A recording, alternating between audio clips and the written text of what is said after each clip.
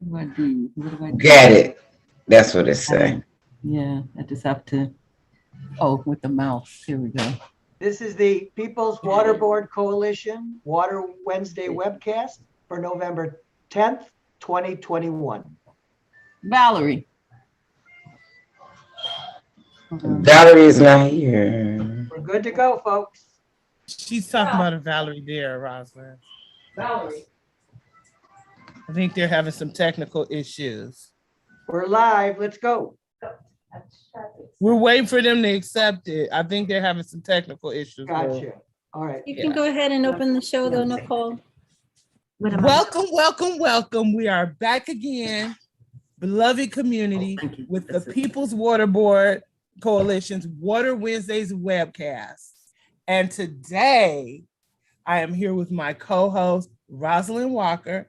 We can't forget our tech guy in the back, Lou Novak, who makes all of this happen, people.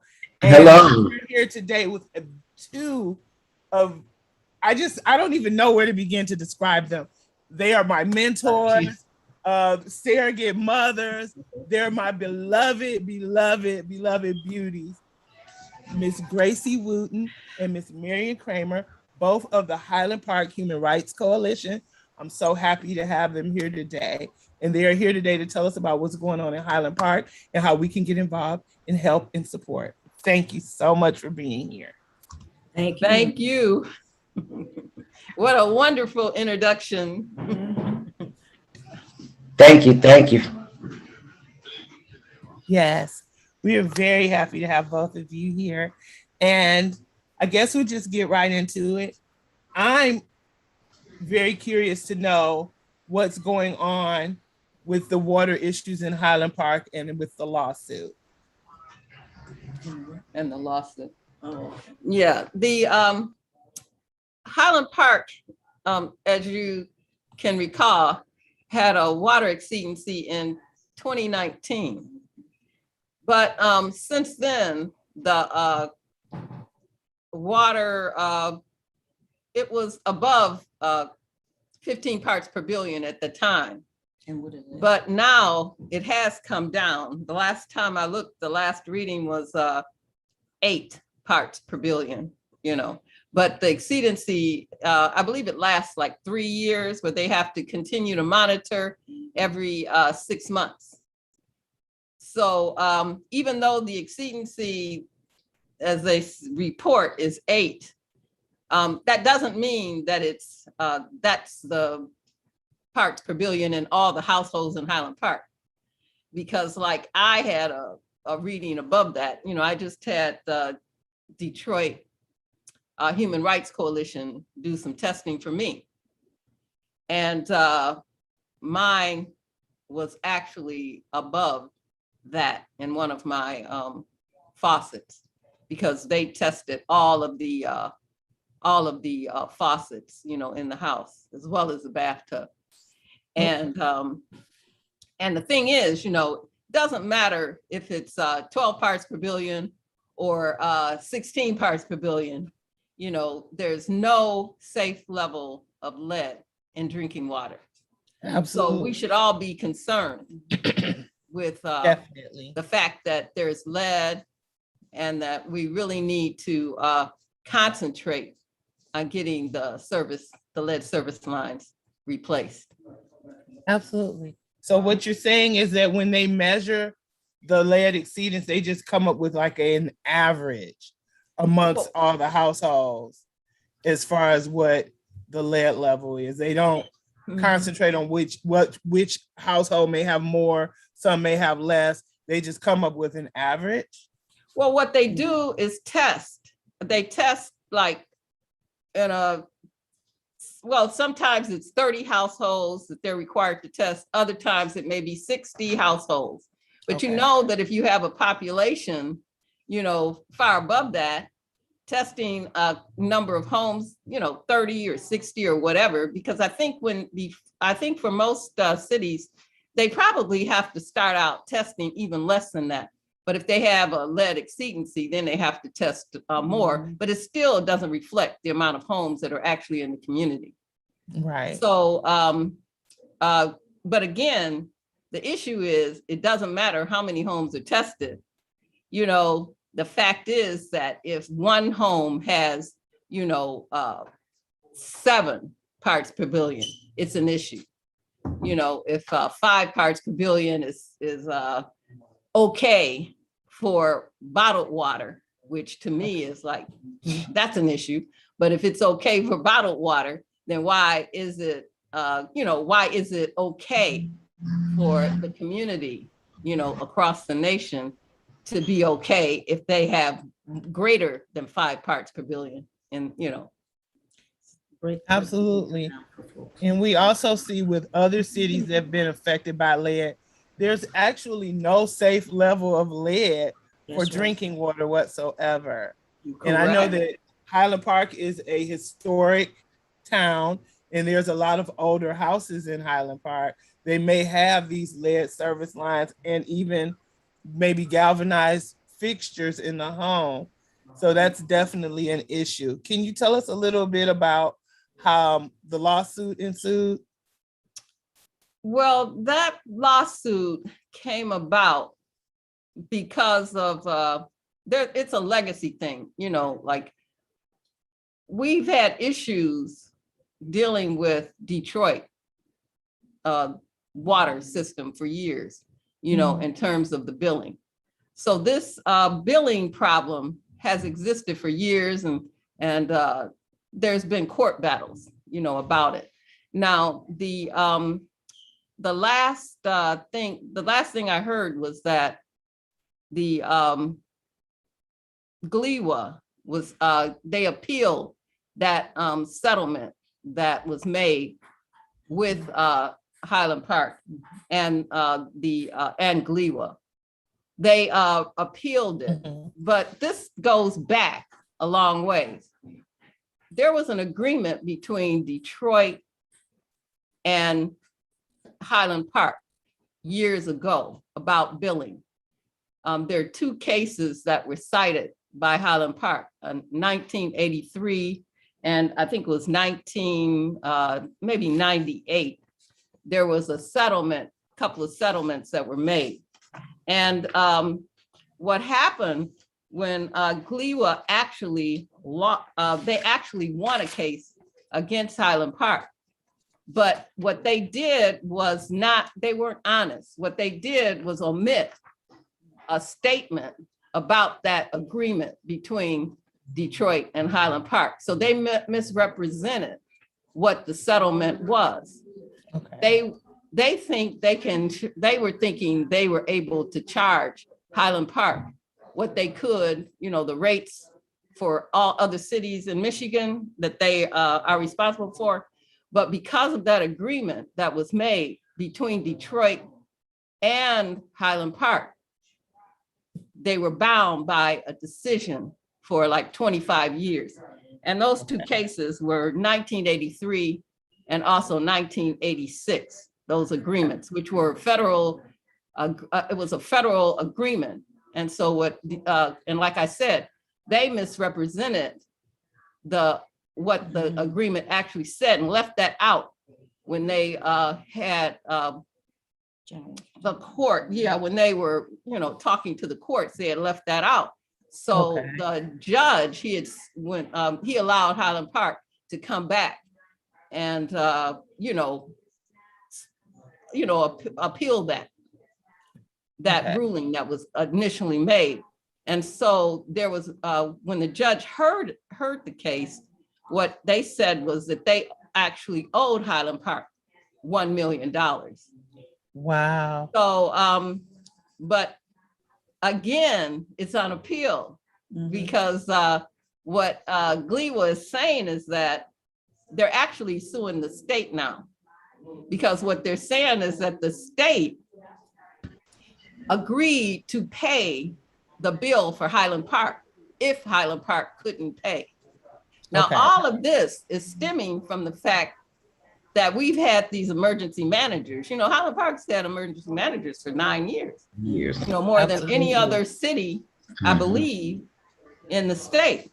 So the emergency managers, they weren't actually taking care of business because they should have known and recognized what Highland Park should have been charged. Now, there's a city manager now. Her name is Kathy Square. And back in 2018, she discovered this agreement that was made between Detroit and the city of Highland Park. She discovered all of this when she was going over the records. So she brought that issue to Highland Park's city council, and they agreed to initiate these lawsuits. There was one against the Detroit and another against Michigan, because Michigan was charging, they were not paying water, what do you call it? The water that drainage fees, they weren't paying these drainage fees that they should have been paying. So that case, as far as I know, was settled. And Highland Park did get some money for that. Not what they should have. Definitely not. But they should have, because that was probably, Marian, it was probably the state and the county, I'm not sure. But it was MDOT. Okay. That's the county. So I find it, did you want to get you some water? no. Okay. I'll just stop talking so much. No. This is all very interesting. And these are the facts that when you see, if we get any immediate attention about what's going on in our cities, these are the type of facts that are left out that the residents don't know about. So it's important, and what you're saying is very, very vital to people getting to know what's really going on. I just want to make a quick statement that I find it so ironic that Gleewood has so much to say now, when you were saying the lawsuits initially were initiated in 83 and 86, and Gleewood wasn't even formed then. I just find that really ironic. Yeah, and see, Gleewood, they were assuming the debt from Detroit for, because Detroit just manages, the water department in Detroit, they still manage Detroit. But Gleewood manages the other cities in the county. Okay. But, I was trying to, I've been looking through records and stuff, trying to find out, all these issues, and they don't even mention Highland Park a lot of times. So they do it separate. When they do it, they say, oh, Highland Park, Yeah. And they've been bad mouthing Highland Park. Not only bad mouthing, they haven't told the citizens nothing. And the only way that we go on, get some water, you need to, take care of yourself. The citizens haven't been able, the only way the citizens heard about this was through us bringing it up as, the Human Rights Coalition and what have you. And the first person that brought it up, and I have to give her a rep, was the emergency manager. The rest of them didn't bring, and they did not let us know that this had happened in Highland Park, making us pay for that mess. So it's, and I bet you in some of the other cities, the small cities around, if we call a meeting, we probably gonna find out that some of them also might have been facing some of the same problems that the rest of us have been doing. They getting away with this, and we paying for it. So, the more and more we, do some research, and Gracie gonna stay on the research side, the more and more we can dig a little deeper on this. Did you hear that, Sylvia?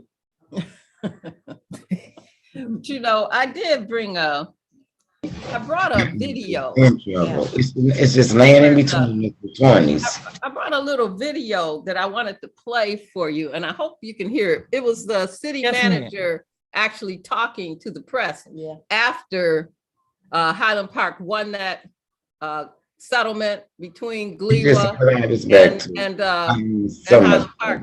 And I just wonder, you probably will be able to hear it. Yes, ma'am. Well, I have to get past as soon as I get past the ads. Yeah, always ads.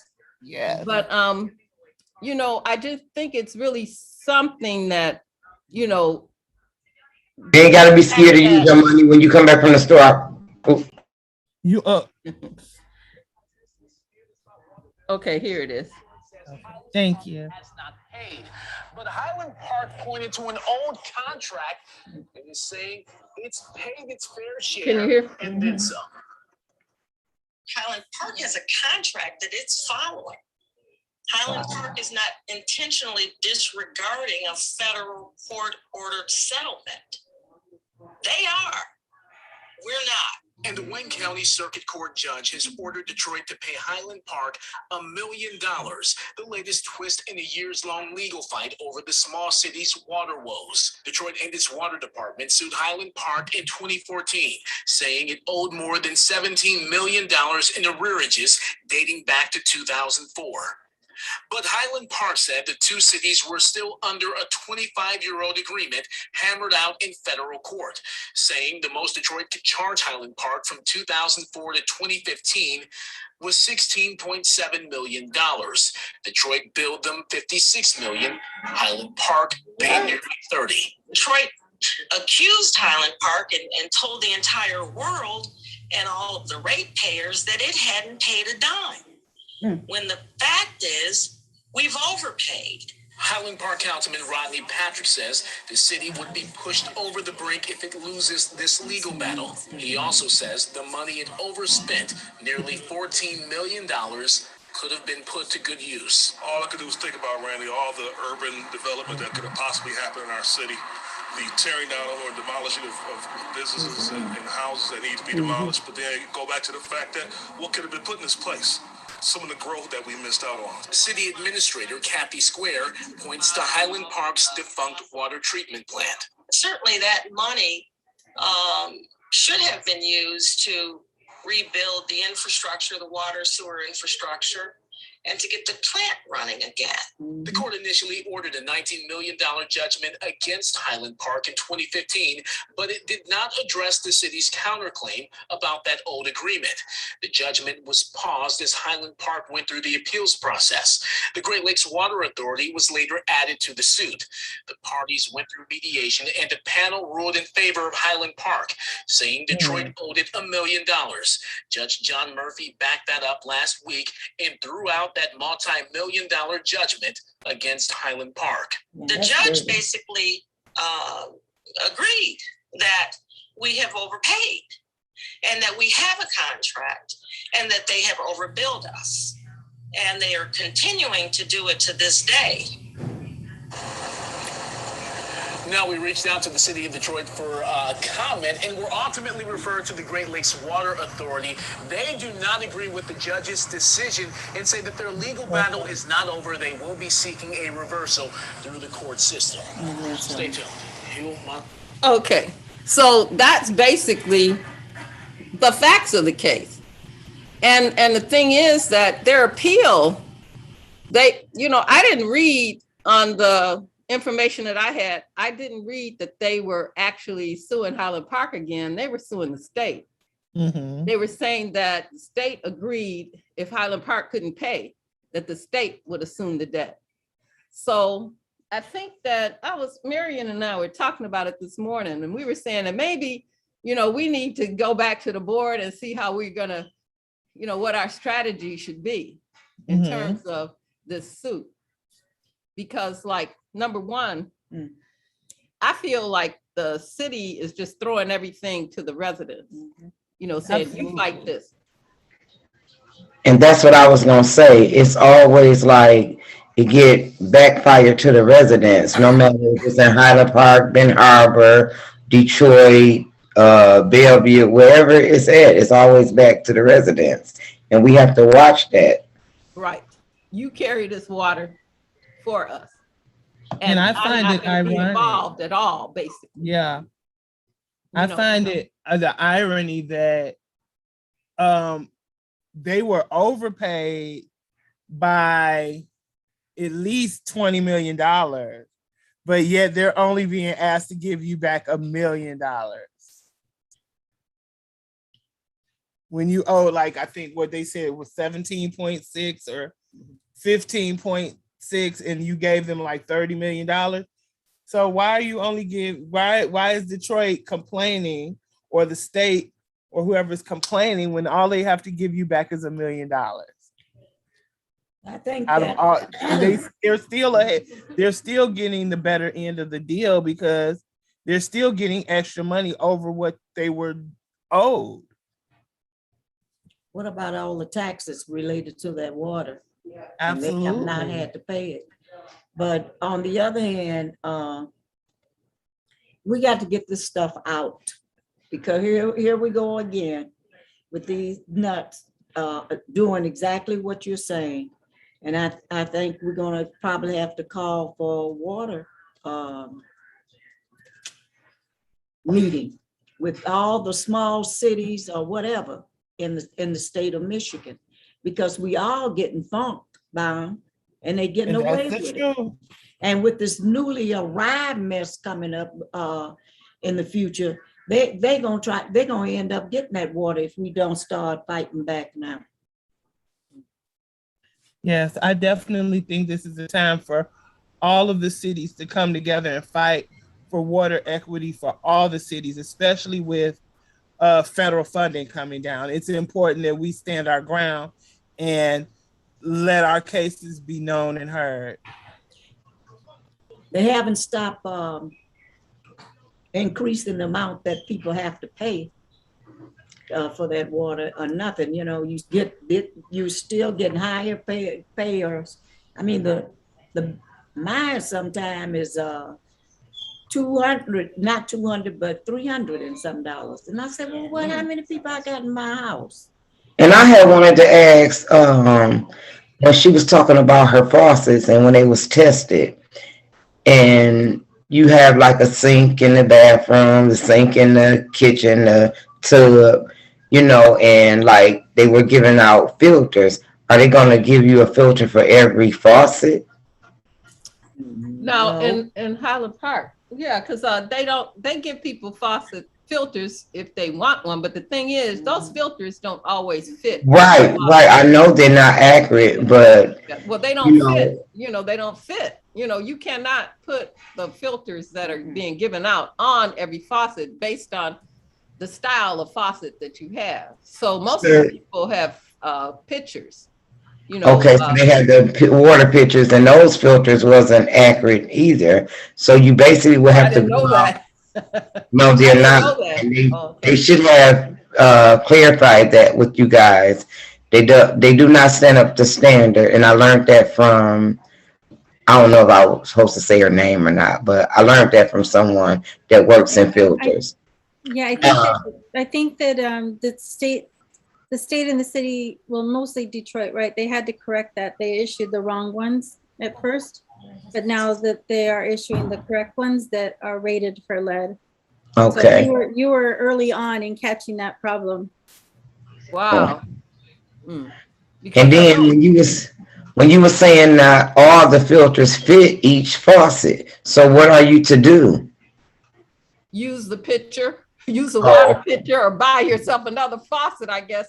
You know, but on the newer style faucets, you know, those things don't fit. I know I have one of the filters that I was given by the Department of Health and Human Services. Now Highland Park passed out filters too, you know, the faucet filters, but I know like in some of the cities, they were saying like people aren't going around showing folks how to actually put those on their sink. Right. I figured out how to put it on my sink, but there were no people going around telling, you know, showing people how to actually put those filters on their the sink, even though they would give them the filters. And also last night, you know, like I was on the call, and the folks from Hamtramck were saying how people had to line up to get water. And that's exactly what we did in Highland Park. We had at first a big meeting, you know, where it was a citywide meeting, and there were filters available to people to pick up. And also there are filters at the water department and the fire station first, and then they put them at the water department. But the thing is, we were never, you know, people never brought filters to us. Some of the community members, did, but they said they didn't have the manpower to do it, and they weren't really obligated to deliver filters. Wow. They had to, people had to go and pick them up, and they're still available to this day, for people. And that's shocking because they could have utilized the residents and offered them a small stipend or honorarium for going throughout their own neighborhoods and making sure that everyone had the filters also, and be able to at least install them. And if they couldn't figure out the filters, then they should have supplied every resident with a filter and still utilize that community to distribute the filters. I think that would have been, more feasible than them just saying, oh, well, there's nothing we can do. We don't have manpower. Oh, well. And also a base place where they could have showed everybody, but like she was saying, everybody don't have the same faucet. It's a lot of problems, but they didn't bring enough filter for the first meeting we had. And the woman from Lansing wanted to check us on going over there trying to get a second filter because you had some senior citizens in the community, that needed that.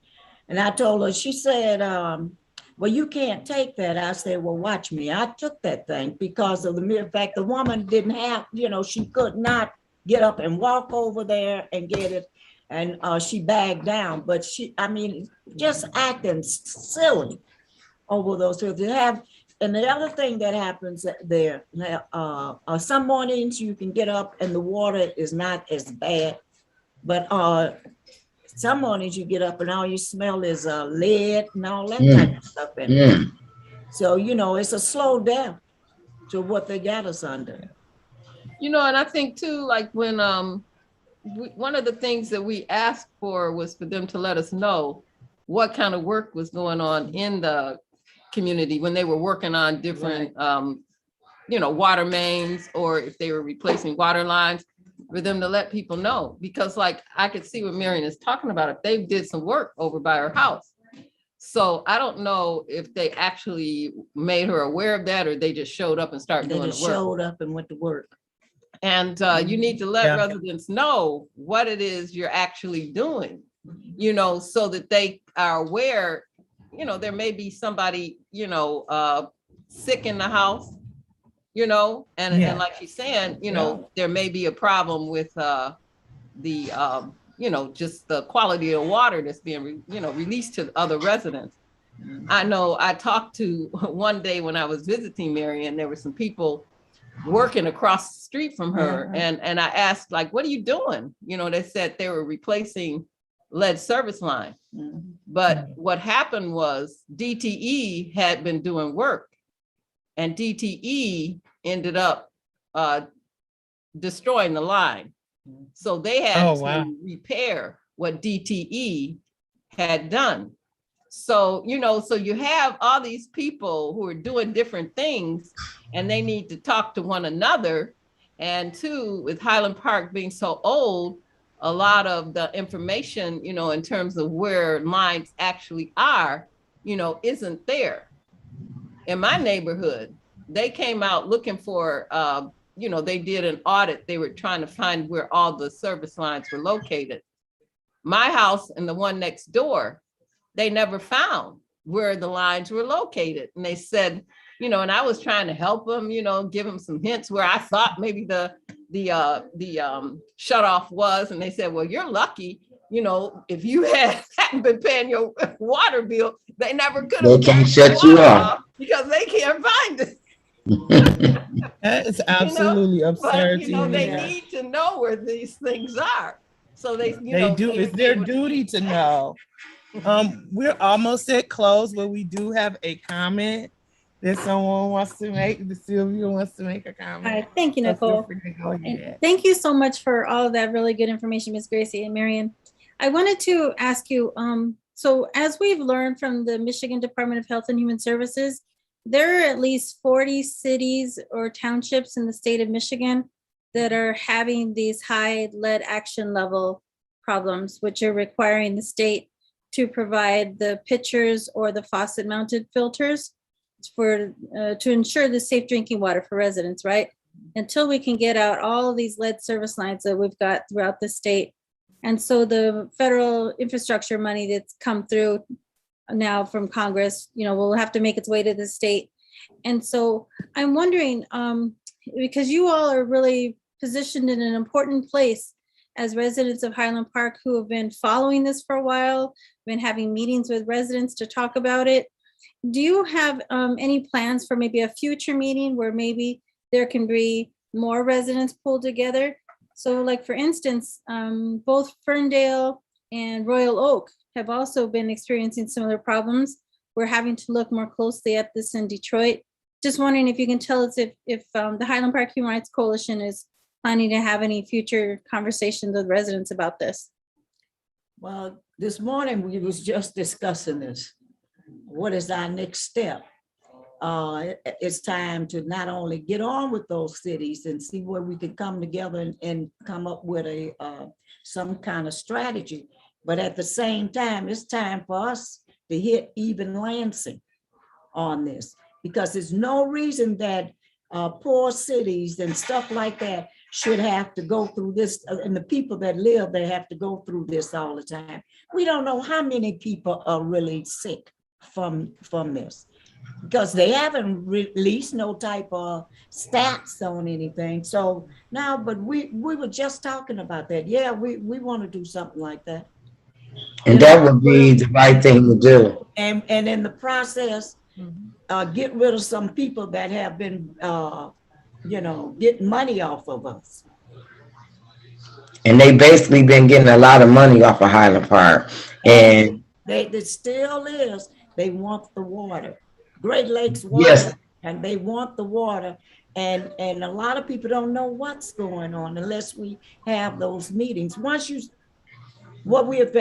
start those meetings, and the city and the people there say they're going to probably say, look, we want another meeting and another meeting. I know the one, Sylvia, as we open up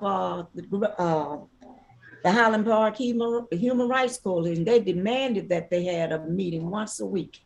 So I think we need to get those cities together, and some of us bunch up together and go to the different places. We need to clean Michigan up. And get our water back. That's right. Go and get what this is supposed to be ours. Absolutely. Before we close, look, it's always the women that's got to do this. Edie, that's because we're the nurturers, I think. We go getters. We want what's ours. Yeah, but I want to rest sometime.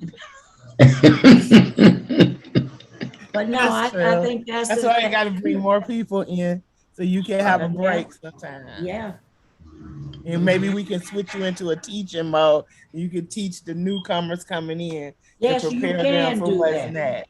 And we do need to have you guys. We do need to have you guys here on Water Wednesday again, because it's some unfinished things that we need to know, and we need to let everybody else know. And in closing, I do want to thank both of you ever so much for being here. And as Rosalind said, we would love to have you back again to get further information. But just quickly, what can our listeners do to get involved and support the Highland Park Human Rights Coalition? They can join with us, all of us. Yeah. Okay. Mm-hmm. So you hear that, listeners? You can join the Highland Park Human Rights Coalition. You don't necessarily have to be a Highland Parker. I'm sure it would be preferred, but they need all the support that they can get, as do our other communities that are going through this. So as you've seen on some of our other Water Wednesdays, and you will see in our future Water Wednesday, there's always some way you can get involved. Thank you again. Thank you to my co-host and to my lovely special co-host Sylvia Orduno for being here. Thanks again to Lou Novak doing tech. And as we always say, Until next time, stay afloat. Flow.